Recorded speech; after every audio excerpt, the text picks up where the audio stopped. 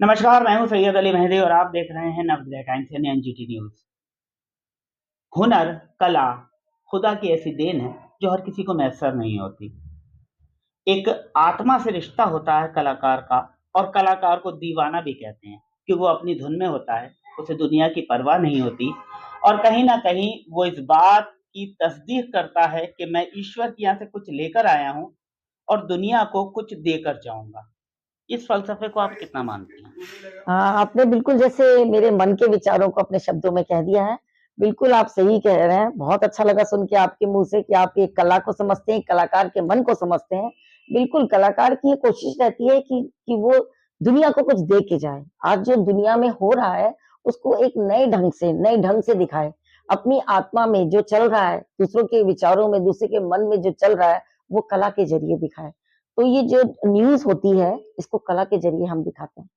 और कल आजकल आधुनिक रूप है कंटेम्परेरी आर्ट, तो मेरा जॉनर भी कंटेम्परेरी और एब्स्ट्रैक्ट आर्ट ही है, जिसके जरिए मैं दुनिया में आजकल क्या हो रहा है, मेरे मन में क्या चल रहा है, अपने इमोशंस और प्रेजेंट में क्या हो रहा है वर्ल्ड में, वो सब हम पोर्ट्रे करते हैं आर्ट के जरिए। जैसे मैंने आपको बताया कि कला किसी परिचय की मोहताज नहीं होती, और कलाकार का परिचय कोई नहीं करा सकता, क्योंकि कलाकार का परिचय आत्मा साक्षात्कार से होता है, सेल्फ इंटरव्यू से होता है। कलाकार अपना परिचय अपनी कला से देता है। लेकिन फिर भी हर कलाकार का एक नाम होता है, हर कलाकार का एक मकसद होता है, हर कलाकार का एक जुनून होता है, हर कलाकार की एक मोहब्बत होती है, हर कलाकार की एक उनसियत होती है। आइए, हमारे साथ मौजूद हैं एक ऐसी कलाकार जो बेहद शानदार फनकारा हैं, जिनके हुनर की सिर्फ भारत में नहीं बल्कि अराउंड द वर्ल्ड, पूरी दुनिया में धूम है। और इन्हीं से जानिए कि ये कौन है और ये क्यों है और ये क्या करती हैं। जी। जी, मेरा नाम डॉक्टर शालिनी गुप्ता कुमार है और मैंने इकोनॉमिक्स में डॉक्टरेट करी है आगरा यूनिवर्सिटी से। और मेरे को बचपन से ही कला की विविध कलाएं जो हैं सभी का बहुत शौक रहा है। और मैं पिछले 40 वर्ष से जो है कैनवस आर्ट से जुड़ी हुई हूँ। बट पिछले 15 साल से मैं पूर्ण रूप से आर्टिस्ट हूँ। एक इसी में अपना दिन रात मतलब जिसी को जी रहे हैं और अच्छा लगता है बस करने में। कला के जरिए हम अपनी बात को तो रख रहे किस हैं। तरह की कला है, आप पेंटिंग करते हैं और किस तरह के आर्ट है आपका, और कहाँ-कहाँ आपने अपने आर्ट का मुजाहिरा किया है? जी हाँ, मैं एब्स्ट्रैक्ट आर्ट के रूप में ज़्यादातर अपने को अभी पेश करती हूँ और मेरी कला दुनिया भर में हुई है। जॉइंट एग्ज़िबिशन बहुत-बहुत कंट्रीज़ में हुई है और सोलो एग्ज़िबिशन्स भी मेरी 4 हुई हैं। 2 मैं ओमान में रहती हूँ, इंडियन हूँ दिल से भी और जुड़ी हुई हूँ अपने देश से, लेकिन ओमान कंट्री में अभी हम बेस्ड हैं। मस्कट उसकी राजधानी है, वहाँ हम रहते हैं और गाज़ियाबाद से हैं हम वैसे।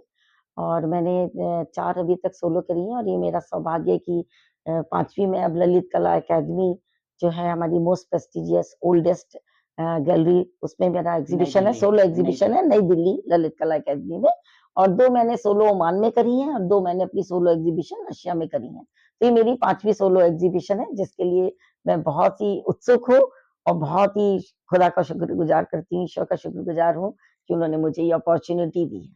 अच्छा मैम, अगर बात की जाए कला की, तो वैसे तो हर शायर को अपनी सभी ग़ज़लें पसंद होती हैं, हर कलाकार को अपनी सारी पेंटिंग्स पसंद होती हैं। आपको किस पेंटिंग के बारे में ऐसा लगा कि यार ये तो ईश्वर ने बनवा दी, मुझसे नहीं बनती? एक्चुअली एक पेंटिंग है जो मैं भी डिस्प्ले करूँगी। तो आजकल मेरा मेन हो गया कि मैं हाथ से अपना बैकग्राउंड सारा पेंट करती हूँ। I don't use even paint and brush. So मैं अपने वो जो बैकग्राउंड है वो पूरा हाथ से उसमें जो इफ़ेक्ट लाती हूँ वो भी पूरे हाथ से।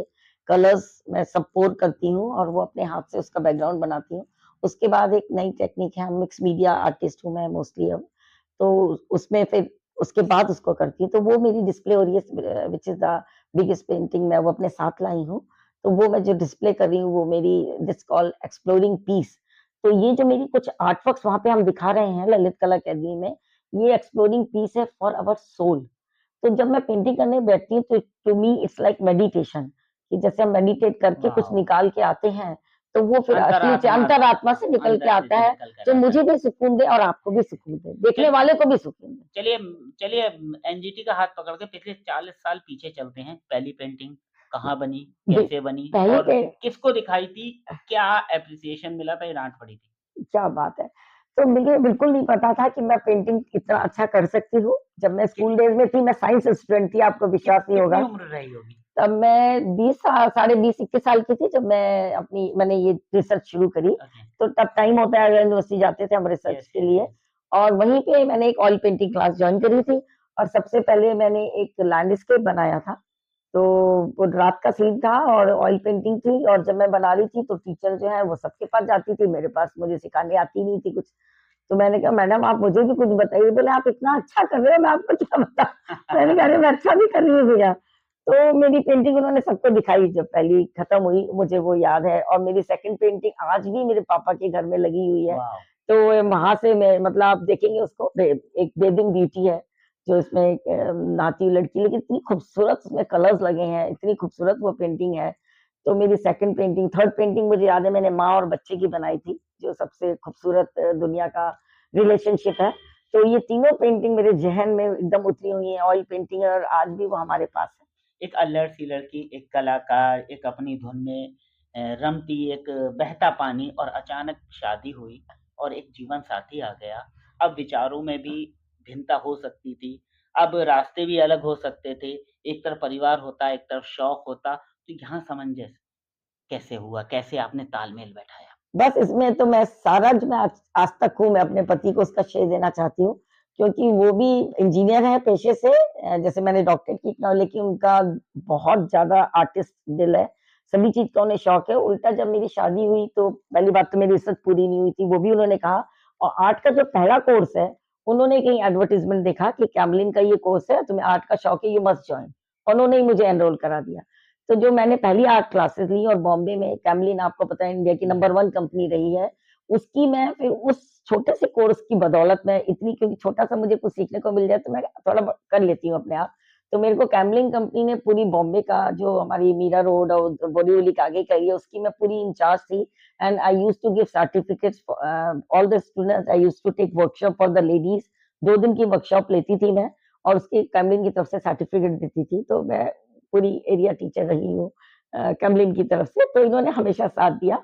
इसलिए शादी के बाद कोई दिक्कत नहीं, उल्टा कला को मेरी बढ़ावा मिलता रहा हमेशा। आप निश्चित रूप से आप सौभाग्यशाली हैं, क्योंकि हमारे शौक, हमारे पार्टनर, हमारे जीवन साथी से भी मेल खा जाएँ, बड़ी बात होती है। लेकिन मैम अब मैं आपको आज की परिस्थितियों में पूछना चाहूँगा कि किस तरह से बच्चों पर मोबाइल, वीडियो गेम हावी हो रहे हैं, पेंट ब्रश कहीं पीछे छूट गया है, ये कला धीरे-धीरे लुप्त हो जाएगी, खत्म हो जाएगी, इसके लिए क्या करना चाहिए? एक as a artist, as a citizen, as a बड़ी अपने आप बड़े हैं और आप सरकार से भी क्या चाहती हैं, भारत सरकार से क्या चाहती हैं, किस तरह से कला को बढ़ती है और नए बच्चों को आप क्या कहना चाहेंगी?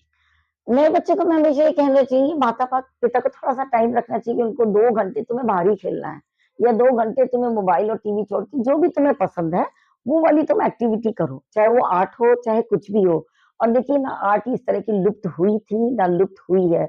उसका रूप बदल जाएगा, लेकिन आर्ट हमेशा से थी, हमेशा रहेगी, और ये ऐसी रहेगी और लोगों को खुश करती रहेगी। ये मेरा मैसेज है। तो it can't be stopped. Digital art आ गई है, और डिजिटल आर्ट भी चलती रहेगी, साथ में ये भी चलती रहेगी, तो हमें चिंता की कोई बात नहीं है, क्योंकि आर्ट ना खत्म हुई है ना होगी, एक अमर चीज है। यानी अमर चीज़ है, 5000 साल से पुरानी विरासत, दुनिया भर में आर्टिस्ट को बेहद इज़्ज़त की नज़र से देखा जाता है। यकीनी तौर पर इनका हुनर, इनका काम खुद बोलता है, इन्हें बोलने की ज़रूरत नहीं है, लेकिन आज हमारे साथ जो रहे, आपने अपना कीमती वक़्त दिया, उसके लिए हम शुक्रगुज़ार हैं और हमारी दिल से दुआ है कि आप इसी तरह उन्नति करें, आप रोल मॉडल बनें आने वाले बच्चों के लिए और ललित कला के को उत्थान में आप अपना इसी तरह से बहुमूल्य योगदान देती रहें।